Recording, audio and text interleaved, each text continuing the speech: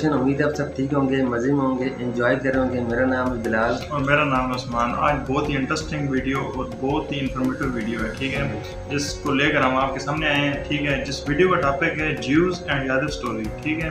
तो यकीनन आप बहुत एंजॉय करेंगे। इंटरेस्टिंग स्टोरी है और रियल स्टोरी है, तो आप गौर से सुने और वीडियो पूरी देखें। तो बिना देर किए वीडियो स्टार्ट करते हैं गाइस। तो वीडियो एंड तक देखिएगा, तब आपको सारी स्टोरी का पता लगेगा। वैसे आप और गौर से सुनिएगा। वैसे आपको इसके बारे में शायद इल्म भी हो, लेकिन इसको मज़ीद जानते हैं इस बारे में, ठीक है। तो बिना देर की वीडियो स्टार्ट करते हैं। Count down 3, 2, 1 start. एक रियल स्टोरी है ये, बिल्कुल।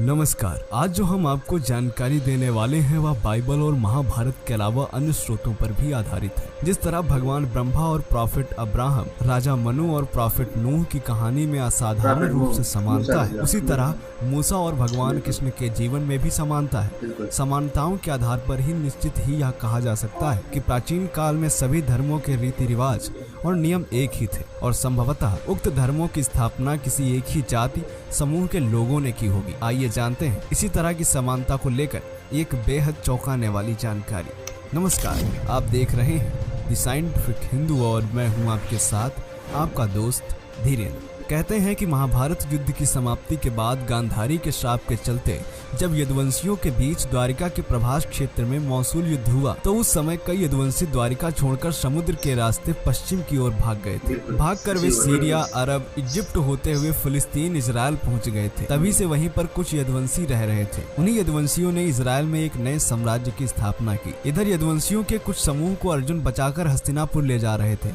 लेकिन रास्ते में दस्युओं के हमले से कई यदुवंशी मारे गए। बच गए थे तो श्री कृष्ण की पत्नियां, उनका एक प्रपौत्र जिसका नाम व्रजनाभ था। व्रजनाभ से ही व्रजमंडल प्रसिद्ध हुआ। जनश्रुति के अनुसार इधर इजराइल में बसे हुए यदुवंशियों ने एक नए धर्म की स्थापना की, जिसमें आगे चलकर ही अब्राहम हुए। शोधकर्ताओं ने इसके बाद के यहूदी प्रॉफिट मूसा और श्री कृष्ण की समानता पर शोध करके यह सिद्ध करने का प्रयास किया कि यहूदी और हिंदू धर्म में कितनी समानता है, या कि यादवों के कारण ही यहूदी धर्म को यहूदी कहा जाता है। हालांकि इस पर और भी शोध किए जाने की आवश्यकता है। कहते हैं कि भगवान श्री कृष्ण और मूसा और उनके भाई बलराम और हारून में बहुत हद तक समानता है, फिर भी दोनों अलग अलग सभ्यताओं को जन्म देने वाले प्रॉफिट हैं। आइए जानते हैं कि आखिर इनके बीच किस तरीके की समानताएं हैं। भगवान श्री कृष्ण के जन्म के पहले अत्याचारी कंस के लिए आकाशवाणी हुई थी कि देवकी की 8वीं संतान तेरा वध करेगी। उसी तरह मूसा के जन्म से पहले मिस्र के राजा फराओ के लिए भविष्यवाणी की गई थी कि तेरा अंत राज्य में जन्मे एक व्यक्ति के हाथों होगा जो जन्म ले चुका है। दूसरी समानता है कि आकाशवाणी सुनने के बाद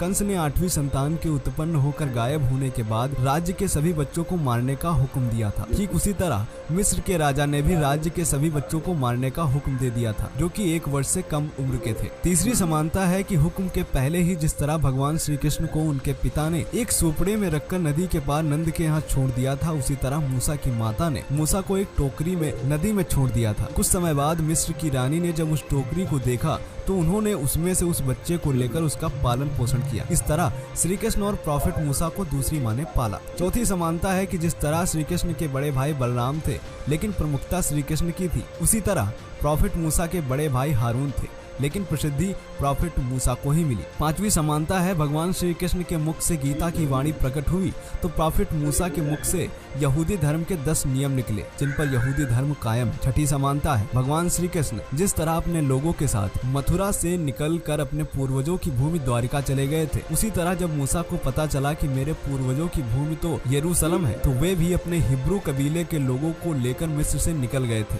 यह दुनिया का सबसे बड़ा धार्मिक पलायन था। 7वीं समानता है श्री कृष्ण के आखिरी दिनों में यदुवंशियों ने उनकी अवहेलना शुरू कर दी थी। कोई भी यदुवंशी उनकी बात नहीं मानता था और इसी कारण उनमें आपस में युद्ध हुआ और सभी मारे गए। इसी तरह मूसा की कहानी में भी यह पढ़ने को मिलता है कि इजराइल के लोगों ने बाद में मूसा के आदेश को मानने से इनकार कर दिया था, जिसके कारण उनके कबीले में बिखराव हो गया था। 8वीं समानता है, ऐसा कहते हैं कि प्रॉफिट मूसा जिस यहूदी जाति से हैं, उस यहूदी जाति का नाम यदु शब्द से निकला है। द्वारिका के जलमग्न होने और मूसा का कालखंड भी लगभग एक जैसा ही है। अरब के करीब बसे सीरिया का प्राचीन नाम शाम है, जो कृष्ण के श्याम नाम का अपभ्रंश है। प्रॉफिट मूसा से लेकर हजरत सुलेमान तक प्राचीन समय में ही यहूदियों का भारत से गहरा संबंध रहा है। इस बात के कई प्रमाण हैं। हालांकि क्या यादवों की एक शाखा से ही यहूदी धर्म की उत्पत्ति हुई है, यह शोध का विषय हो सकता है, लेकिन इन समानताओं से पता चलता है कि यहूदी भी हिंदू धर्म का ही हिस्सा थे कभी। वैसे आपका इस पर क्या विचार है, कमेंट करके बताएं। जय हिंद, जय भारत। गाइस आपको वीडियो कैसी लगी? वीडियो तो यार ये रियल स्टोरी थी। हाँ, ये स्टोरी से कोई काफी अर्सा पहले, काफी पुरानी ये हिस्ट्री ये है। एक हिस्ट्री है। तो इसमें ऐसे हुआ था कि एक थे ना मिस्र के शहजादे थे ना, शहजादा था या उनका बच्चा था ना, कुरान था। तो उनको नजूमी ने कहा था कि आप ना एक बच्चा पैदा हो चुका है, बच्चा पैदा हो चुका है, वो मतलब 1 साल से कम उम्र का है ना, वो बच्चा आपको ना बड़ा होकर कत्ल करेगा, आपको मारेगा, आपको खत्म करेगा, पूरी आपकी जो फौज है, आपकी सल्तनत सब कुछ खत्म करेगा वो। तो उसने फिर क्या कहा कि उसने सब हुक्म दिया जितने भी बच्चे हैं इधर में जो पैदा हुए हैं ना, सबको खत्म कर दें। तो उस जो जिसने मारा था ना, उसका नाम था मूसा अलैहिस्सलाम ना। तो फिर मूसा अलैहिस्सलाम की जो वालिदा ने उनके एक टोकरी में डाल के दरिया में बहा दिया। तो वो उस तरह तो वो बच गए, बाकी सारे बच्चे कत्ल कर दिए गए। तो वो फिर दूसरे किनारे जो यजीद थे ना, जो मिस्र के जो बच्चा जिनको कत्ल करना था, उनका नाम यजीद था, उनकी वाइफ का नाम था आसिया। तो आसिया बीबी को मूसा अलैहिस्सलाम की टोकरी मिल गई, उन्होंने उठा लिया, उन्होंने घर लेकर उन्होंने छुपा दिया, उन्होंने अपने हस्बैंड को यजीद को नहीं बताया। जब उनको बाद में पता लगा, उन्होंने फिर क्या किया कि उन्होंने कहा तो उनको कत्ल कर दिया। लेकिन जब उन्होंने देखा उनके चेहरे मूसा अलैहिस्सलाम को, उनकी इतनी नूर रौनक थी ना, मासूमियत थी, तो उनके दिल पे गया। उन्होंने कहा ठीक है चलो इस बच्चे को नहीं मार के रख दो। फिर उन्होंने रख दिया, पाला पोसा बड़ा किया, बच्चों की तरह मतलब पाला पोसा, हाँ बच्चों की तरह पाला पोसा बड़ा किया। फिर तो फिर उन्होंने फिर ना क्या किया, मूसा अलैहिस्सलाम को फिर अपने टाइम पे उनको कत्ल किया अल्लाह के हुक्म से। अल्लाह का हुक्म था ये सब तो कुछ होना ऐसे ही था। हुआ, देखें जैसे उन्हें नदी में बहाया गया है, कोई उन्होंने सोचा, हाँ बिल्कुल, मतलब उनको कुछ भी नुकसान हो सकता था, लेकिन अल्लाह पाक ने जो लिख दिया था हाँ, वही होना था। नदी पार किया, मतलब उस यजीद की मौत जो थी वो होनी थी, उनके हाथों से हालांकि देखें ऐसे देखें अल्लाह पाक की करनी ना, उदा करके दुश्मन जो मतलब है दुश्मन के घर में इनको ना पनाह दिए। बिल्कुल अल्लाह पाक जैसे चाहे कर सकते हैं। अब वो यजीद के नज़र में मूसा अलैहिस्सलाम उनके दुश्मन थे, लेकिन उन्होंने खुद उनको पाला पोसा बड़ा किया। बिल्कुल, तो उनके हाथ में मौत हुई, कत्ल होना था।